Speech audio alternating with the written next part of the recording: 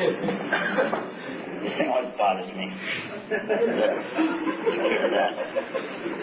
By the way, we don't have any clergy in Islam anyway. I am a chaplain, and that means like imam for the Muslims, for institutions, and I wear that kind of for a fun thing, so when I meet people, they'll go, oh, you might know something, let's ask him, you know. But obviously, I already got the microphone, that's all I need, so I don't need that anymore. What would you say, you know, to somebody who makes a statement that's obviously stupid and obviously wrong, and yet he believes it? What would you say to somebody who says something that's just really dumb? Okay? If somebody tells you that his grandson is also his grandmother, what do you want to think about that guy? There's no logic in that. That's stupid. You don't even want to sit with this guy, right? I mean, you're at the lunch table and you hear this guy talking, you're going, why did I sit here? That's right? Okay, now watch. In the 1970s, a journalist, and by the way, journalists, if any of you are studying journalism, you know a lot of it's based on sensationalism. Because you've got a story here, and that's the only story you've got to cover, but you need your Pulitzer Prize. So if you're going to get that prize, how are you going to get it? You're not going to get it by saying that the Boy Scouts helped a little old lady across the street today. That's not going to happen. I need to get something sensational out of this thing, right? Huh? So some young street boys, right, so like make it sound like there's some kind of gang, right, grab some old lady, right, and then just kidnap her. Well, truthfully, that's what happened, because she didn't want them to have to help her across the street, so they forced her. But she was thankful at the end of it. But look, see how they can turn that into a story. Make sense? Okay, now you get this. In the 70s, a journalist said, 1/5 of all the people who have ever lived on the earth are alive today. Oh, wow. 1/5 of all the people that ever lived on the earth are alive today. Oh, wow. Let's say it again. 1/5 of all the people that ever lived on the earth are alive today. Well, we have a lot of people alive today. Wow, look how many people are alive. And at that time, there was probably like 3.5 billion, 4 billion people on the earth. And they were saying, wow, that's, according to our numbers, 1/5 of all the people that ever lived. You know what? People picked that up and ran with it. That was in the news. It became a very famous statement. People were talking about this subject so much. It became a subject for people to talk about in universities, people writing papers about this subject. But guess what? It was fabricated. They just made it up. He just said it. And it worked. Do you know how long human beings have been on the earth? Thousands and thousands and thousands and thousands and thousands of years. Millions of people have been destroyed in floods, millions destroyed in volcanic eruptions, millions of them destroyed by hurricanes and earthquakes and so on, right? And more people came, and more people got destroyed, and more people came. So why you said something like that? Sell newspapers. It worked. You say, okay, that's a small point. But if somebody told you that human beings came from monkeys, how many in here would accept that right now? Human beings have evolved from the primates. If you accept this idea, raise your hand. You accept that?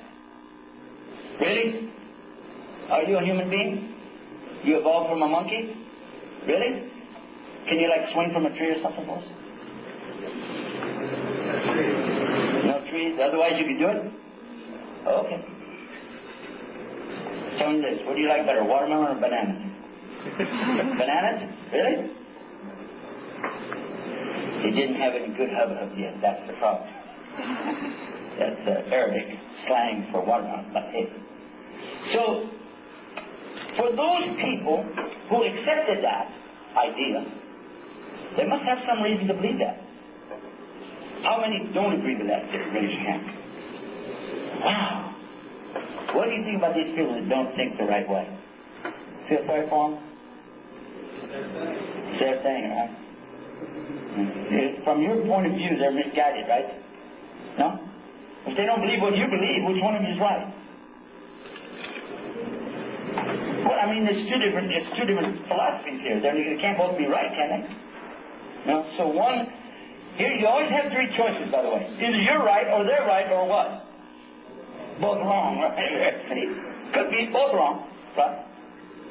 How many of you think there's a God, and He created human beings? Just created them outright. How many of you think that's not correct exactly? Raise your hand. 1, 2, 3, 4. Some universities, I get a lot the other way, stacked the other way, because it depends on what the subjects they have. What do they teach here at Ohio State? What's the big curriculum here? What do they work on? What's the subjects? Huh? Engineering or medicine? What's the strong suit here? Well, there's no strong suit. General. It's general. Yeah, we're not good at anything, but reading and writing and arithmetic. Okay.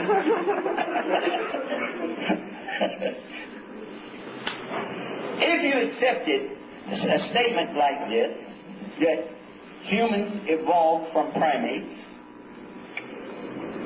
I would ask you if you had any kind of an evidence for that, or a proof.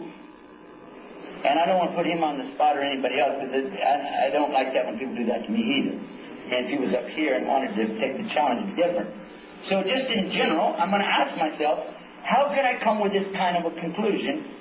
Did you just wake up thinking that? Just all of a sudden one day you're walking down the street and said, no, how did human beings get here? I said, did we come by extraterrestrial spacecraft? No, I'm going to rule that out. Did we evolve from chickens? No, I don't think so. Monkeys, that's it. We just came from monkeys. I don't think that's how people got that. What happens is, and our prophet, peace and blessing be upon him, told us that all human beings are born in a natural state of submission to God. They're already born in this state when they're born.